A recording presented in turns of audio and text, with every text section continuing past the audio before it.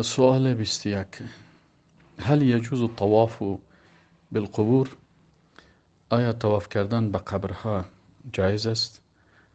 جواب: لا يجوز الطواف إلا بالكعبة. طواف کردن جایز نیست مگر فقط به کعبه شریفه که دلیلش چی است؟ دلیلش آیات قرآن است که الله متعال میگه وَلْيَطَّوَّفُوا بِالْبَيْتِ الْعَتِيقِ، و باید طواف کنن به بیت عتیق، یعنی الکعبه، یعنی به کعبه شریف. و دلیلش از احادیث رسول الله صلی الله علیه و سلم هست که رسول الله صلی الله علیه و سلم میگن من طاف بالبيت وصلى ركعتين كان كعتق رقبه.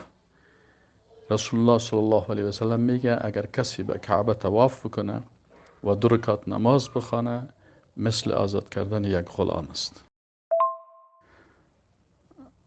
سوال 22. ما حکم العمل بالسحر؟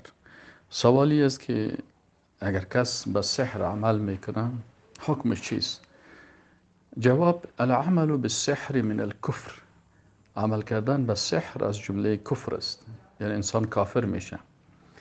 دلیلش من القرآن، الله متعال میگه ولكن الشیاطین کفروا، ولكن شیطان ها کافر شدن. چرا؟ یعلمون الناس السحر، به خاطر که بر مردم سحر تعلیم میدادن. و رسول الله صلی الله علیه و سلم میفرمایند که اجتنبوا السبع الموبقات، شما از 7 چیزی که هلاک کننده هستن از این اجتناب بکنین و خودداری کنین. اولش چی است؟ الشرک بالله و السحر، و دیگهش سحر است.